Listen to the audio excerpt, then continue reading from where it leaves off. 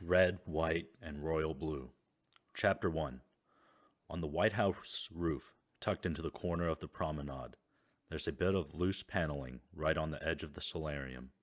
If you tap it just right, you can peel it back enough to find a message etched underneath, with the tip of a key or maybe a stolen West Wing letter opener. In the secret history of first families, an insular gossip mill sworn to absolute discretion about most things on pain of death, there's no definite answer for who wrote it. The one thing people seem certain of is that only a presidential son or daughter would have been daring enough to deface the White House. Some swear it was Jack Ford, with his Hendrix records and split-level room attached to the roof for late-night smoke breaks. Others say it was young Lucy Johnson, thick ribbon in her hair. But it doesn't matter. The writing stays. A private mantra for those resourceful enough to find it.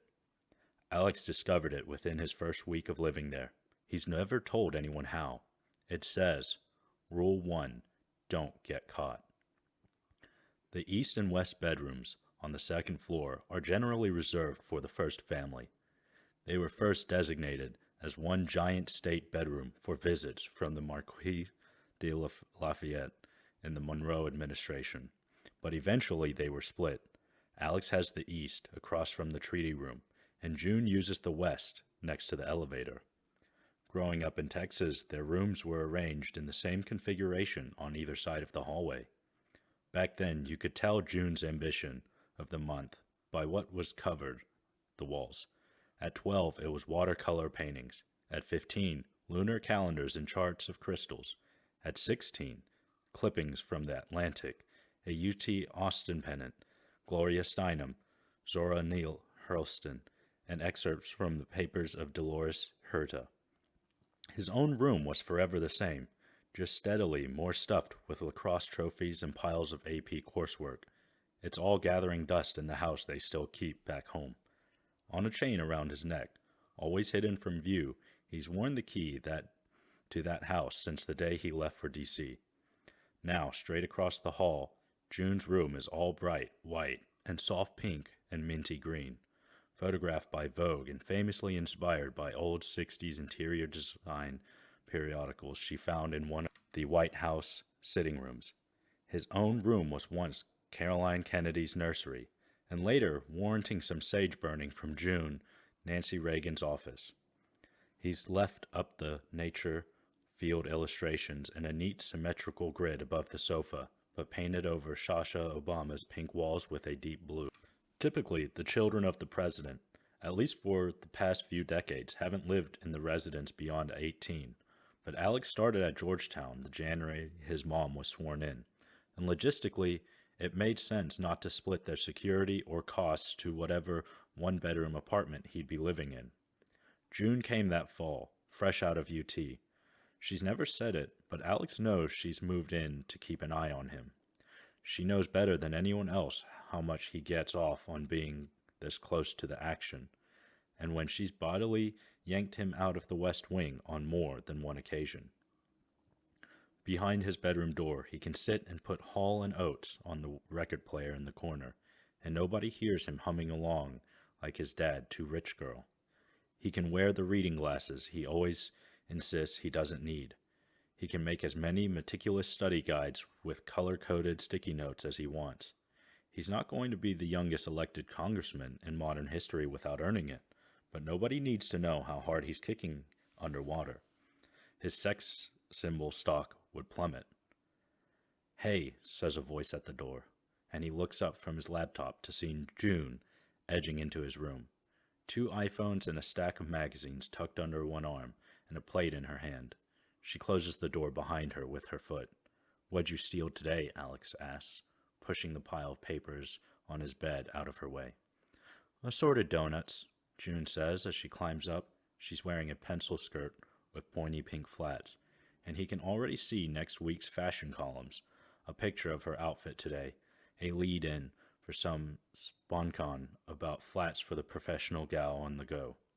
He wonders what she's been up to all day.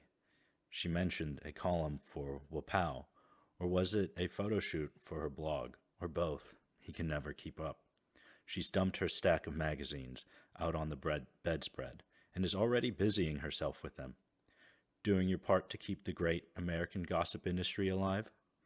That's what my journalism degree's for, June says. Anything good this week? Alex asks, reaching for a donut.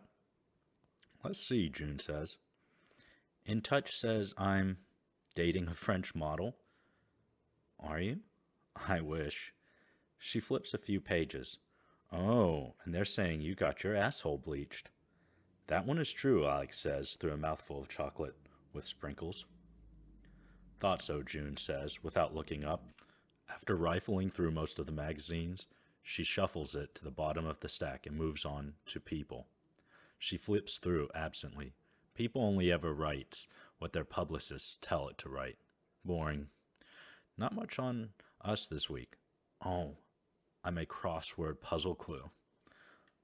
Following their tabloid coverage is something of an idle hobby of hers, one that in turn amuses and annoys their mother, and Alex is narcissistic enough to let June read him the highlights. They're usually either complete fabrications or lines fed from their press team, but sometimes it's just funny. Given the choice, he'd rather read one of the hundreds of glowing pieces of fan fiction about him on the internet, the up to 11 version of himself with devastating charm and unbelievable physical stamina. But June flat out refuses to read those aloud to him, no matter how much he tries to bribe her. Do Us Weekly, Alex says. June digs it out of the stack. Oh look, we made the cover this week. She flashes the glossy cover at him, which has a photo of the two of them inlaid in one corner, June's hair pinned on top of her head, and Alex looking slightly over-served, but still handsome. All jawline and dark curls. Below it, in bold yellow letters, the headline reads, First Siblings, Wild NYC Night.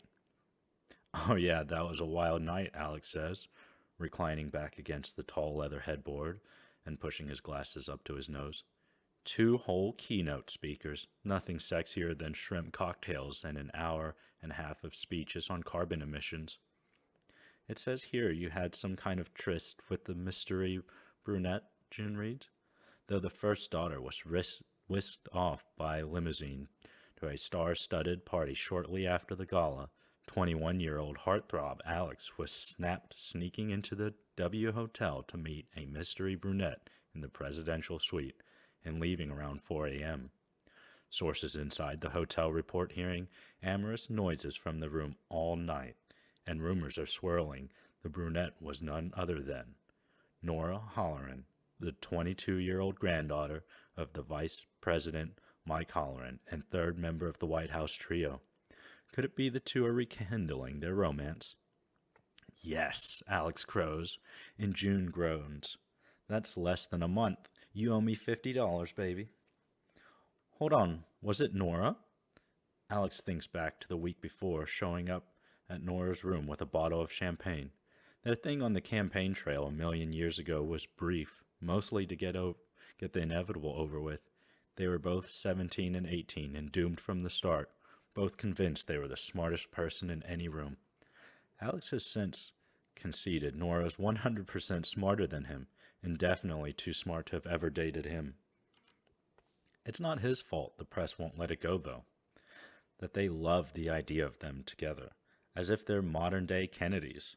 So if he and Nora occasionally get drunk in hotel rooms together, watching The West Wing and making loud moaning noises at the wall for the benefit of nosy tabloids, he can't be blamed, really.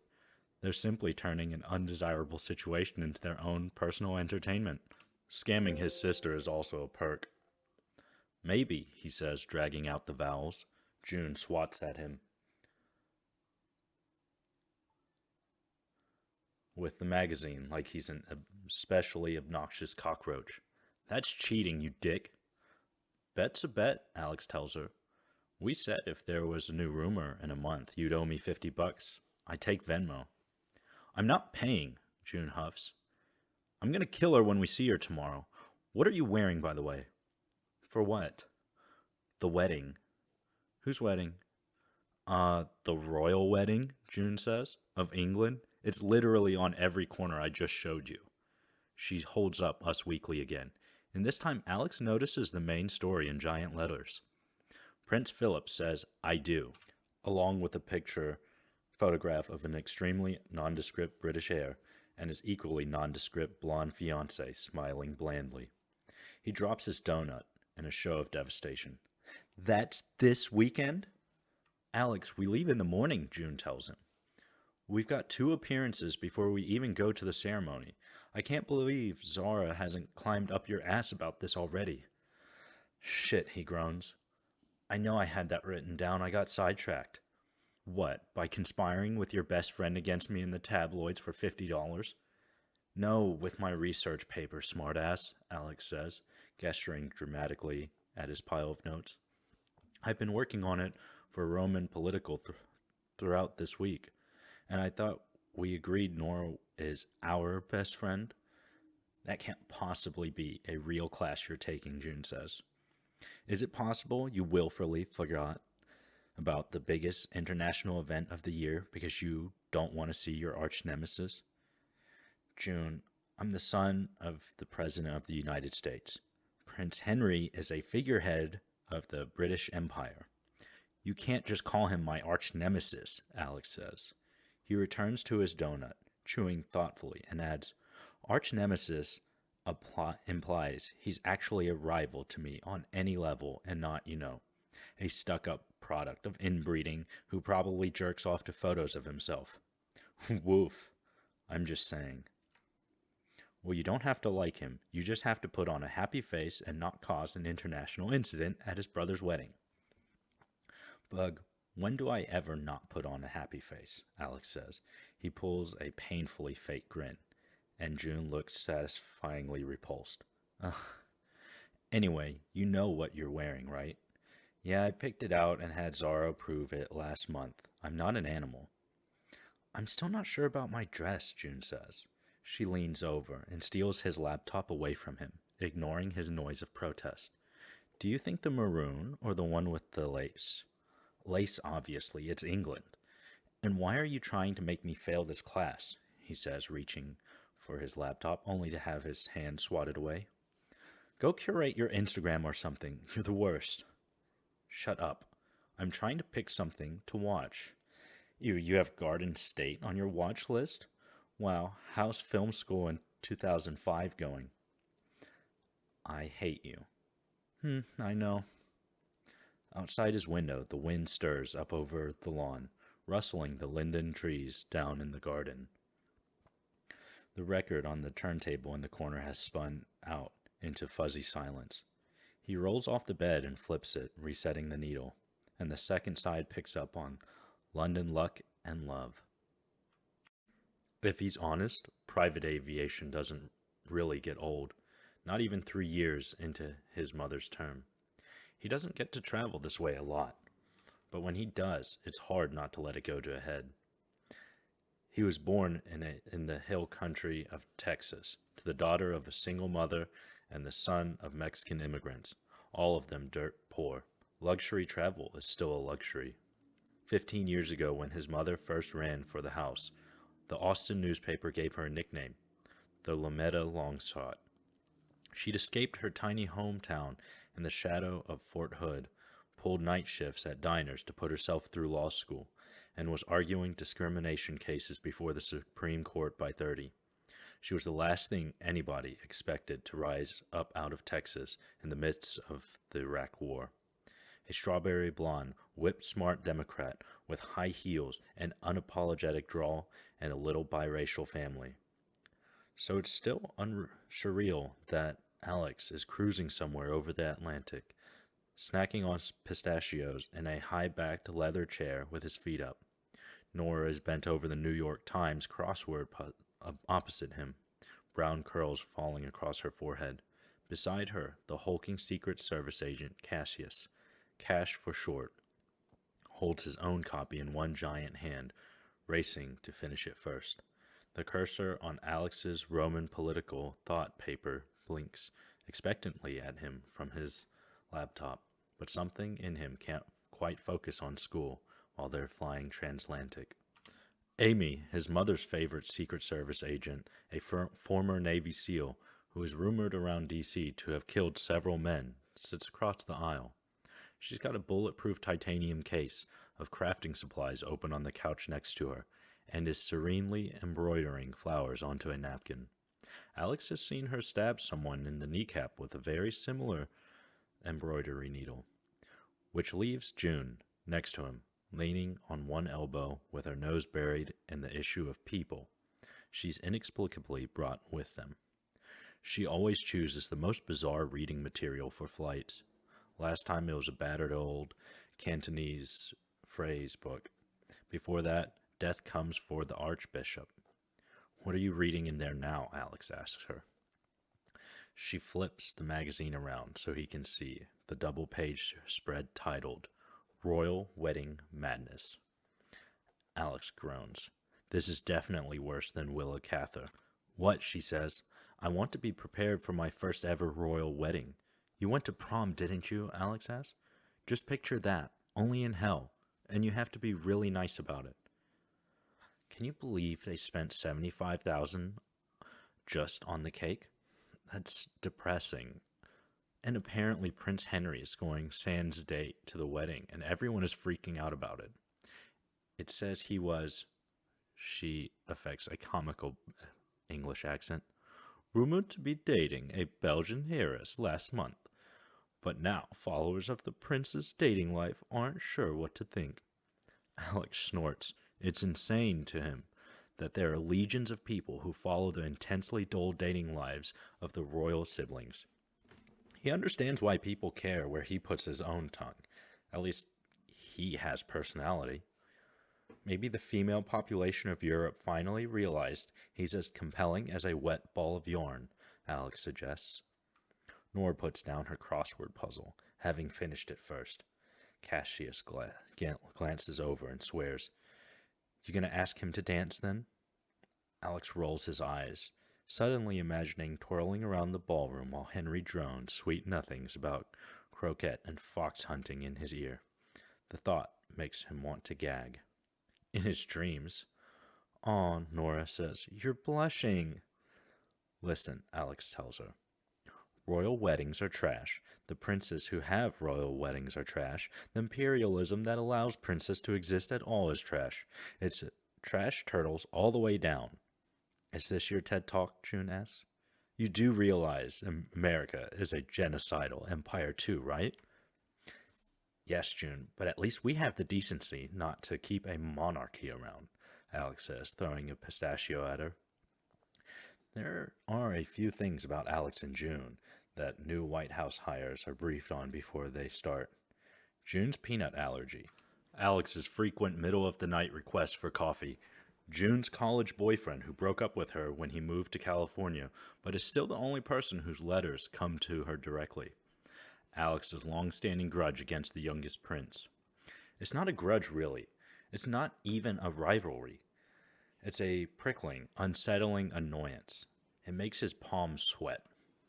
The tabloids, the world, decided to cast Alex as the American equivalent of Prince Henry from day one, since the White House trio is the closest thing America has to royalty. It has never seemed fair. Alex's image is all charisma and genius and smirking wit, thoughtful interviews, and the cover of GQ at 18. Henry's is placid smiles and gentle chivalry, and generic charity appearances, a perfectly blank Prince Charming canvas. Henry's role, Alex thinks, is much easier to play. Maybe it is technically a rivalry. Whatever. All right, Mitt, he says. What are the numbers on this one? Nora grins. She pretends to think hard about it. Risk assessment. Faustus failing to check himself before he wrecks himself will result in greater than 500 civilian casualties. 98% probability of Prince Henry looking like a total dreamboat. 78% probability of Alex getting himself banned from the United Kingdom forever. Those odds are better than I expected, June observes. Alex laughs, and the plane soars on. London is an absolute spectacle. crowds cramming the streets outside Buckingham Palace, and all through the city, draped in Union Jacks and tiny waving flags over their heads.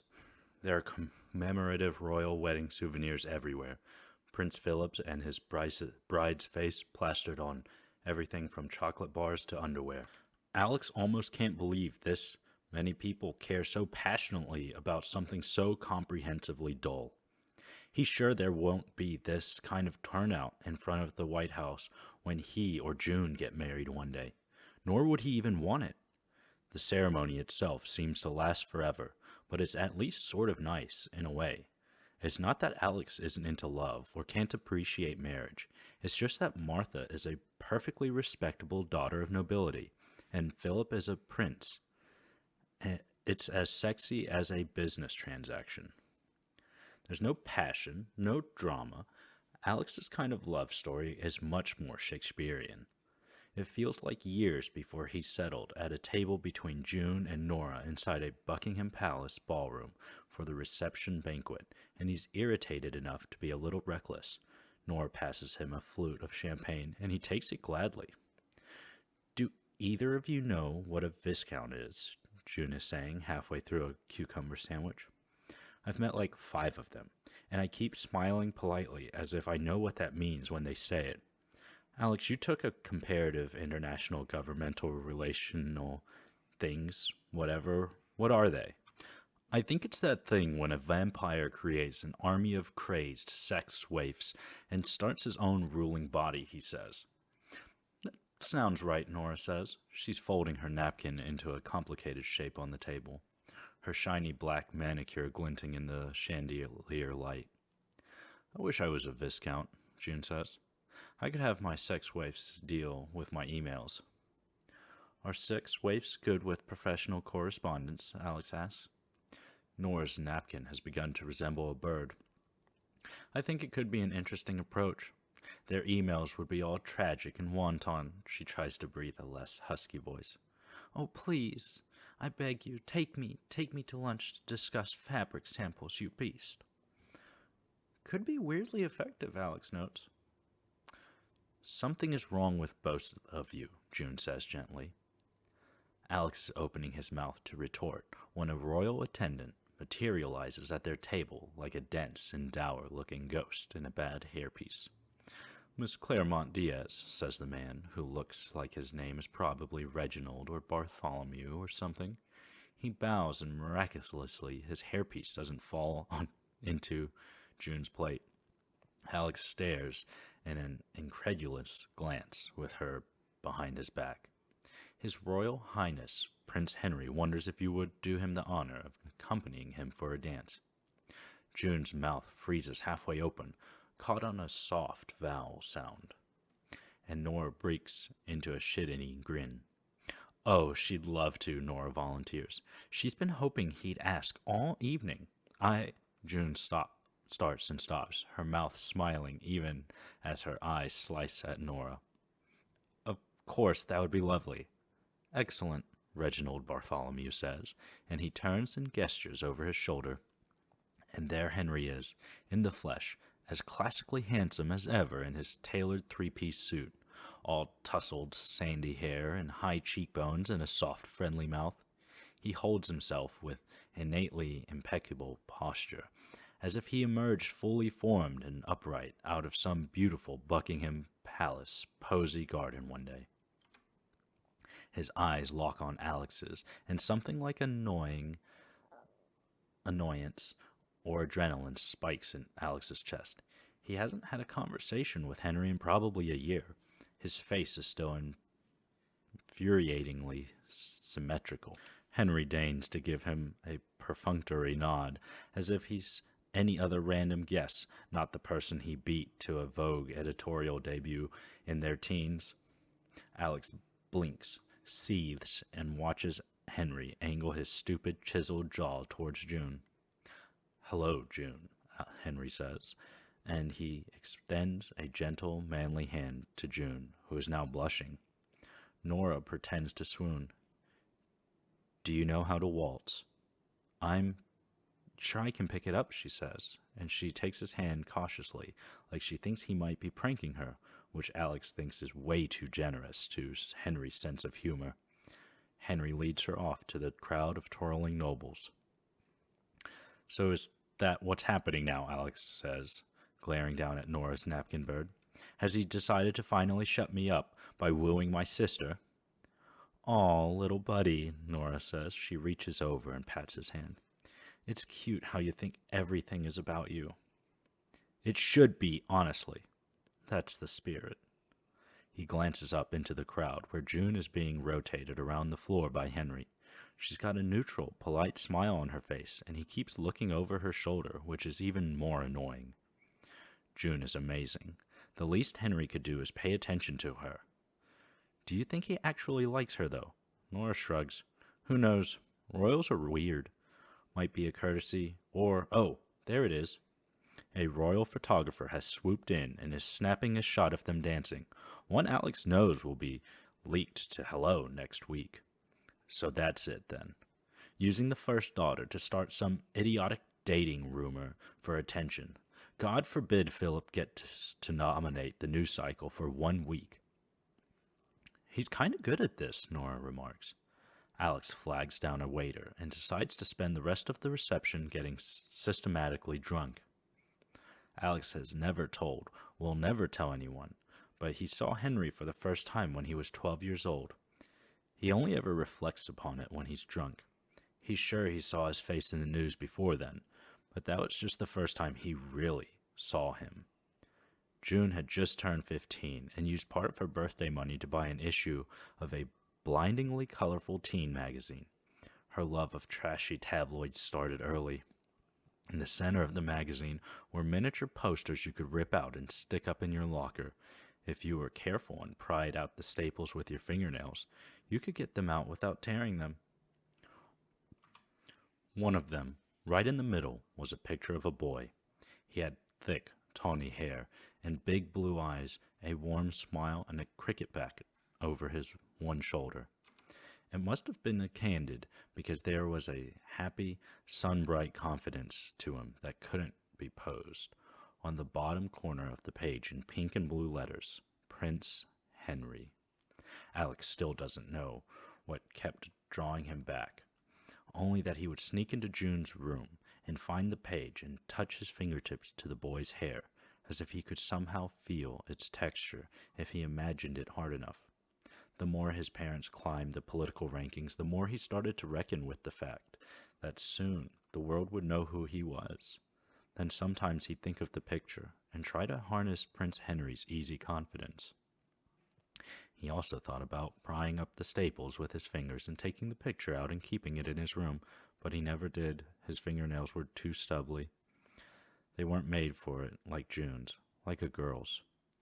But then came the first time he met Henry. The first cool, detached words Henry said to him, and Alex guessed he had it all wrong, but the pretty, flung-open boy from the picture wasn't real. The real Henry is beautiful, distant, boring, and closed. This person the tabloids keep comparing him to, whom he compares himself to, thinks he's better than Alex, and everyone like him. Alex can't believe he ever wanted to be anything like that. Alex keeps drinking, keeps alternating between thinking about it and forcing himself not to think about it, disappears into the crowd and dances with pretty European heiresses about it. He's pirouetting away from one when he catches sight of a lone figure hovering near the cake and the champagne fountain. It's Prince Henry yet again, glass in hand, watching Prince Philip and his bride spinning on the ballroom floor. He looks politely half-interested in that obnoxious way of his, like he has somewhere else to be, and Alex can't resist the urge to call his bluff. He picks his way through the crowd, grabbing a glass of wine off a passing tray and downing half of it. When you have one of these, Alex says, sidling up next to him, you should do 2 champagne fountains instead of 1. Really embarrassing to be at a wedding with only 1 champagne fountain. Alex, Henry says in that maddeningly posh accent. Up close, the waistcoat under his suit jacket is the lush gold and has about 1 million buttons on it. It's horrible. I wondered if I'd have the pleasure. Looks like it's your lucky day, Alex says, smiling. Truly a momentous occasion, Henry agrees. His own smile is bright white and immaculate, made to be printed on money. The most annoying thing of all is Alex knows Henry hates him too. He must. They're naturally mutual antagonists, but he refuses to outright act like it. Alex is intimately aware politics involves a lot of making nice with people you loathe, but he wishes that once, just once, Henry would act like a human, and not some polished little wind-up toy sold in a palace gift shop. He's too perfect, Alex wants to poke it. Do you ever get tired, Alex says, of pretending you're above all this? Henry turns and stares at him. I'm sure I don't know what you mean. I mean, you're out here, getting the photographers to chase you, swanning around like you hate the attention, which you clearly don't since you're dancing with my sister of all people, Alex says. You act like you're too important to be anywhere, ever. Doesn't that get exhausting? I'm a bit more complicated than that, Henry attempts. Huh. Oh, Henry says, narrowing his eyes. You're drunk. I'm just saying, Alex says, resting an overly friendly elbow on Henry's shoulder, which isn't as easy as he'd like it to be, since Henry's was about 4 infuriating inches of height to him.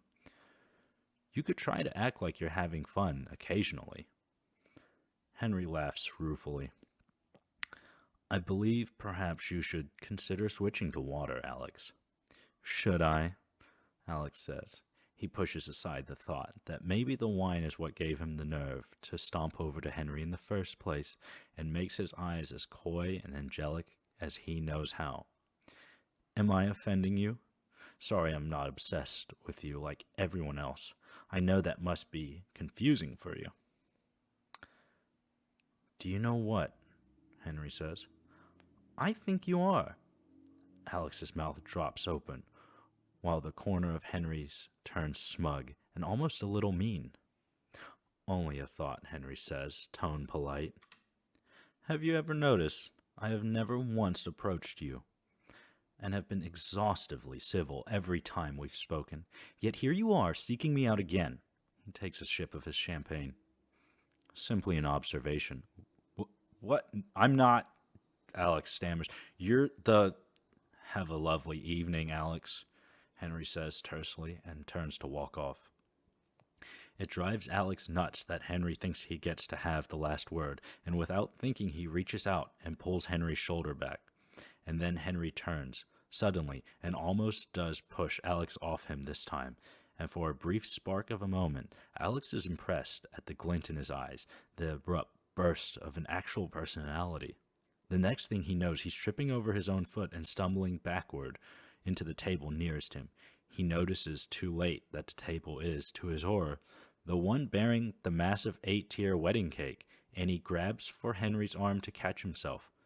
But all it does is throw both of them off balance and send them crashing into the cake stand. He watches, as if in slow motion, as the cake leans, teeters, shudders, and finally tips. There's absolutely nothing he can do to stop it. It comes crashing down onto the floor in an avalanche of white buttercream and some kind of sugary $75,000 nightmare. The room goes heart-stoppingly silent as momentum carries him and Henry through the fall and down onto the wreckage of the cake on the ornate carpet, Alex's sleeve still clutched in Alex's fist. Henry's glass of champagne has spilled all over both of them and shattered, and out of the corner of his eye, Alex can see a cut across the top of Henry's cheekbone, beginning to bleed. For a second, all he can think as he stares up at the ceiling, while covered in frosting and champagne, is that at least Henry's dance with June won't be the biggest story to come out of the royal wedding. His next thought is that his mother is going to murder him in cold blood. Beside him, he hears Henry mutter slowly, "Oh my fucking Christ." He registers dimly that is the first time he's ever heard the prince swear before the flash from someone's camera goes off.